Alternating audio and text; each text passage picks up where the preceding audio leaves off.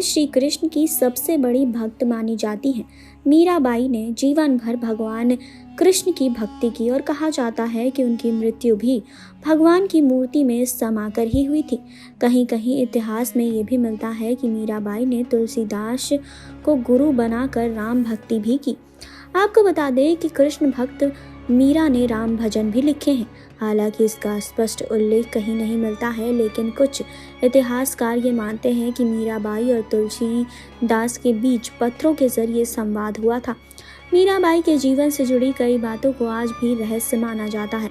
ऐसे में हम आपको गीता प्रेस गोरखपुर की पुस्तक भक्त चिरंताक के अनुसार मीराबाई के जीवन और मृत्यु से जुड़ी कुछ बातें बताने जा रहे हैं।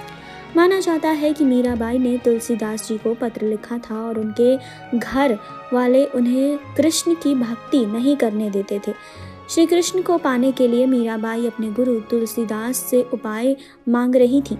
जी हाँ, तुलसीदास के कहने पर मीरा ने कृष्ण के साथ ही राम भक्ति के भजन लिखे, जिसमें सबसे प्रसिद्ध भजन है पायो जी मैंने राम रतन धन पायो। क्यों, बचपन से ही श्री कृष्ण की ही दीवानी थी मीराबाई। जी हाँ, मीराबाई का जन्म मारवाड़ के कुड़की नामक गांव में हुआ था। मीराबाई की मां ने बचपन में ही खेल खेल के दौरान उनका विवाह श्री कृष्ण की मूर्ति से करवा दिया था। उस बात को मीराबाई ने सच मान लिया और कृष्ण को ही अपना सब कुछ मान बैठी और जीवन भर कृष्ण की भक्ति करती रही। जी हाँ, श्री कृष्ण भी खुद उनसे प्रेम करते थे। जब जब मीरा उनका ध्यान करती थी तो वो चले आते थे। विवाह योग्य होने पर मीराबाई के घर वाले उनका विवाह कराना चाहते थे, लेकिन मीराबाई श्री कृष्ण को पति मानने के कारण किसी और से विवाह नहीं करना चाहती थी।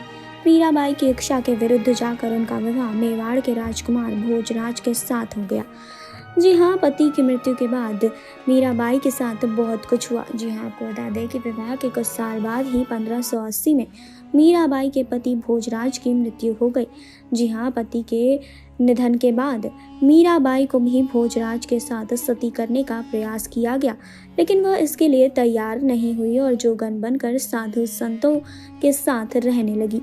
मीरा की कृष्ण भक्ति देख लोग उन्हें मारना भी चाहते थे। जी हाँ, पति के निधन के बाद मीरा की भक्ति दिनों दिन बढ़ती गई।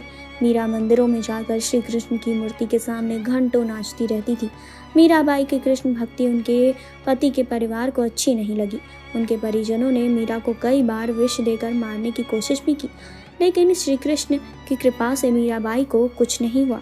कहते हैं कि जीवन भर मीराबाई की भक्ति के कारण उनकी मृत्यु कृष्ण की भक्ति करते हुए ही हुई थी। मान्यताओं के अनुसार वर्ष 1630 में द्वारका में वो कृष्ण भक्ति करते करते श्री कृष्ण की मूर्ति में ही समा गई थी। जी हाँ, श्री कृष्ण उसके प्राण छोड़ने के वक्त बंसी बजा रहे थे। जी हाँ, मान्यता है कि मीरा पूर्व जन्म में वृंदावन की एक गोपी थी और इन दिनों वो राधा की सहेली थी। वे मन ही मन भगवान श्री कृष्ण से प्रेम करती थी। गोप से विवाह होने के बाद भी उनका लगाव श्री कृष्ण के प्रति कम ना हुआ और कृष्ण से मिलने की तड़प में उन्होंने प्राण त्याग दिया। बाद में उसी गोपी ने मीरा के रूप में जन्म लिया। जी हाँ, तो आपको इस पर क्या कहना है कमेंट बॉक्स में ज़रूर बताइए। जुड़े रहिए हमारे साथ नेक्स्ट 9 न्यूज़ से सुरभि की रिपोर्ट।